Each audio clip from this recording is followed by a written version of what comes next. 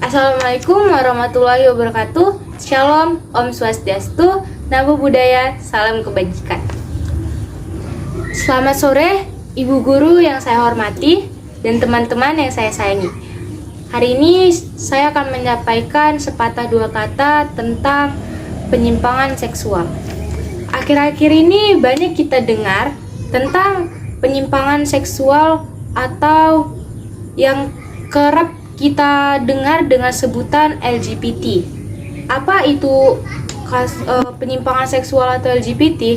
Itu merupakan perilaku kebutuhan seksual yang tidak wajar atau tidak semestinya dan tidak sesuai ranahnya. Seperti apa? Seperti homoseksual, biseksual, gay, lesbian, dan transgender. Atau yang sederhananya itu kita ucap menyukai sesama jenis. LGBT ini termasuk kelainan. Ini dapat terjadi pada rentang usia dari anak-anak,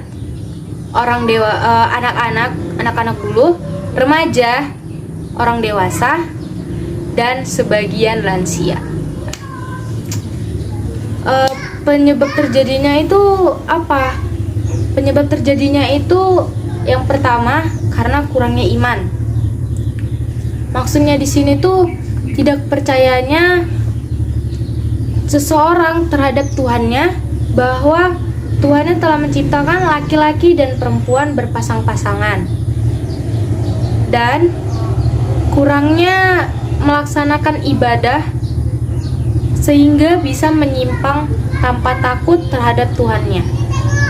Yang kita ketahui secara agama, LGBT itu sangat ditentang keras. Dan secara agama Islam, LGBT itu termasuk dosa yang besar. Terus penyebab terjadinya yang kedua itu karena lingkungan dan sosial. Banyak orang yang menjadi seorang LGBT itu dikarenakan sedari kecil dia sudah mendapatkan yang namanya pelecehan seksual. Ya, tidak bisa dipungkiri lagi, apalagi di tengah pandemi seperti ini. Tingkat kejahatan terhadap anak itu sangat tinggi, apalagi tentang kasus pelecehan seksual. Itu tuh sangat bahaya karena dapat berdampak traumatis yang berkepanjangan. Ya, dampaknya ujung-ujungnya apa? Ya seperti ini, penyimpangan seksual. Terus dari segi media sosial, kita bahas tentang media sosial. Media sosial, kalau tentang LGBT ini ya sudah sering kali kita lihat tentang misalnya ada foto-foto, video, cerita-cerita, atau grup-grup di jejaring media sosial itu yang berkaitan dengan LGBT ini. Bahkan komik sekarang isinya juga tentang hal-hal yang seperti itu. Novel juga. Dalam grup-grup sosial media itu juga isinya kebanyakan anak-anak dan remaja yang masih duduk di bangku sekolah. Sangat meresahkan, bukan? Terus penyebab yang ketiga tentang cara berpikir yang keliru dan struktur otak orang normal dan LGBT itu berbeda. Kebanyakan LGBT juga dikarenakan pikirannya yang keliru. Pikiran dapat mempengaruhi perilaku dan cara berpikir seseorang. Apalagi tentang pikiran-pikiran negatif, itu dapat mengubah cara pandang orang terhadap sesuatu.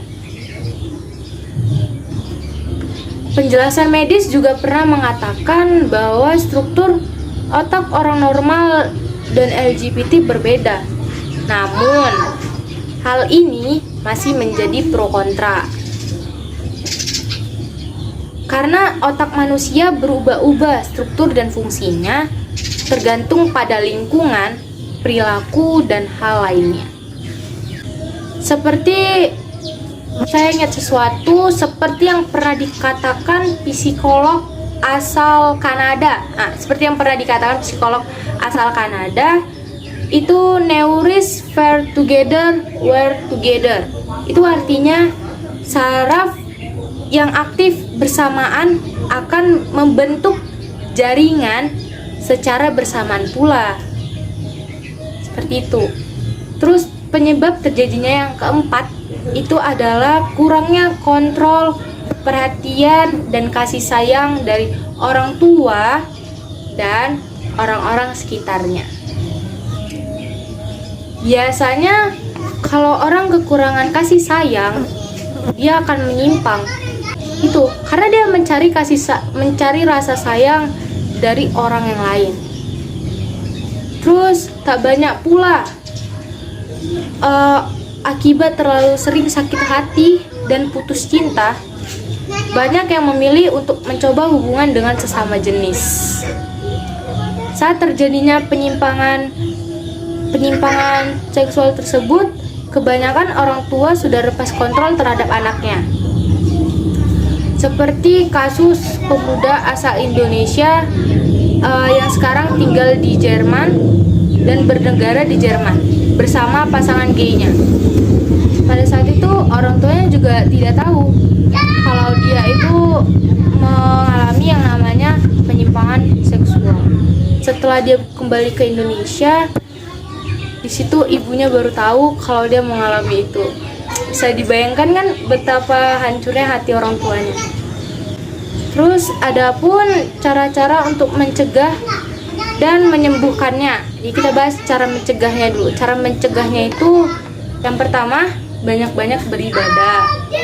Yang kedua, mengontrol pergaulan dan batasan dalam bersosialisasi dari media sosial maupun langsung. Terus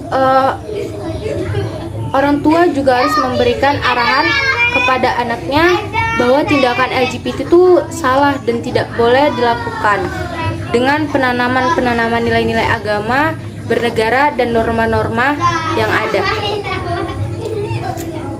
Terus cara untuk menyembuhkannya apabila sudah terkena gimana? Cara menyembuhkannya itu adalah dari diri sendiri.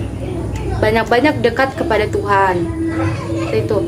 Terus alat bantunya apa? Alat bantu itu datang ke psikolog atau psikiater.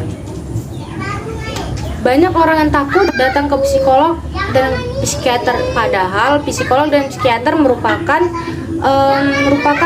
tempat pencari solusi atau tempat curhat terbaik, karena mereka menggunakan 4 pendekatan yang bisa dilakukan.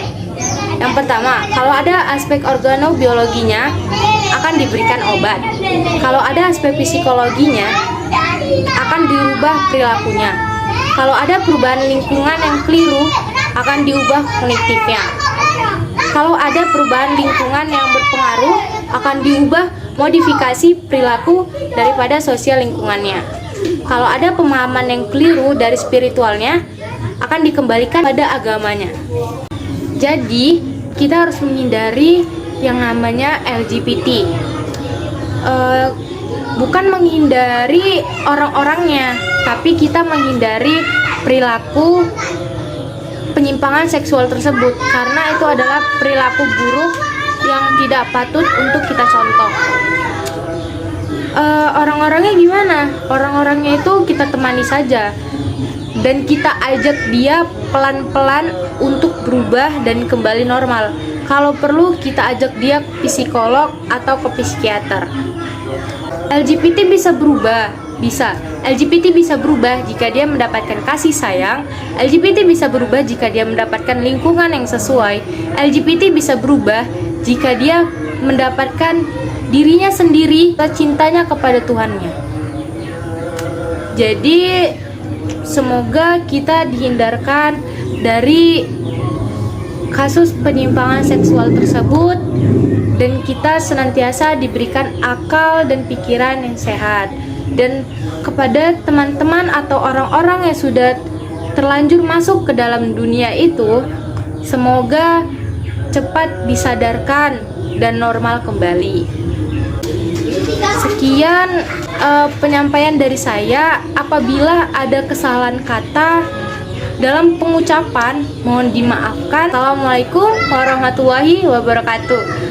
Shalom, Om Swastiastu, Namo Buddhaya, salam kebajikan.